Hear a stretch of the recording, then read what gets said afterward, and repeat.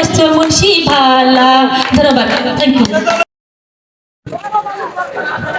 21শে মে 2024 মঙ্গলবার নির্বাচন পথসভা নিয়ে আজকের সেই সভার সভাপতিত্ব করছেন আমার অভিভাবক দৌলতদিয়া ইউনিয়ন আওয়ামী লীগ মোশাররফ হোসেন প্রামাণিক। উপস্থিত আছেন আমার প্রিয় অভিভাবক যাকে নিয়ে আমরা সেই আনন্দ উৎসব নিয়ে নির্বাচনে ভোট দেব, সেই উদ্যোগটা নিয়ে আমরা যে আনন্দের সাথে এখানে উপস্থিত আছি। আমাদের অভিভাবক জনাব আলহাজ মোস্তফা মুন্সি উপস্থিত আছেন, আমার প্রিয় সম্মানীয় গুরুজন এবং আমাদের ইউনিয়ন পরিষদের সমস্ত ইউপি সদস্যবৃন্দরা, সামনে এবং পিছনে আশেপাশে যারা আছেন, সম্মানীয় অভিভাবক, পিতার বয়সী, ভাইয়ের বয়সী, বোনের বয়সী, মায়ের বয়সী, স্নেহের ছোটরা, সাংবাদিকরা, সবাইকে আসসালামু আলাইকুম। আসলেও আমার দুটি কথা বলার জন্য সুযোগ দেওয়ার জন্য কৃতজ্ঞতা জানাই।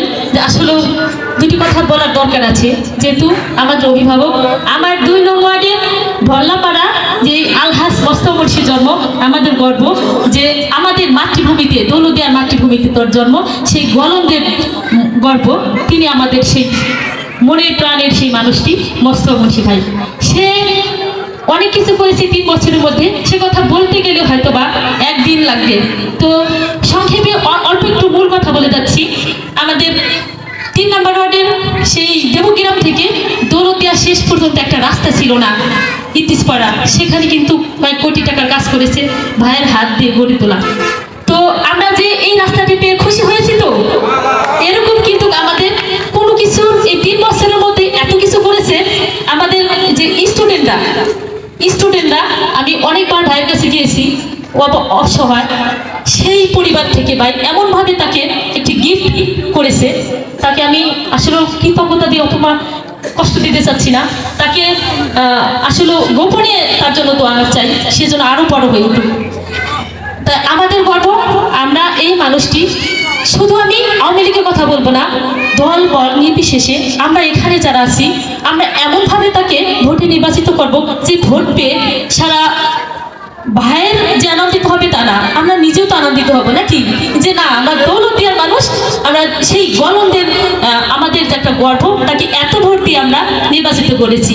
এবং মাননীয় প্রধানমন্ত্রী সেও দেখবে যে না, গলন্দ থেকে যে এন্টারপ্রাইজ, সে একজন সৎ ব্যক্তি, সে তার নির্বাচিত হয়ে যে তার এই সব টাকা পয়সা দিয়ে তার এই জনগণের পিছনে ভাঙতে হবে তা না, সে কিন্তু তার ব্যক্তিগত টাকা পয়সা অনেক দিয়ে থাকে।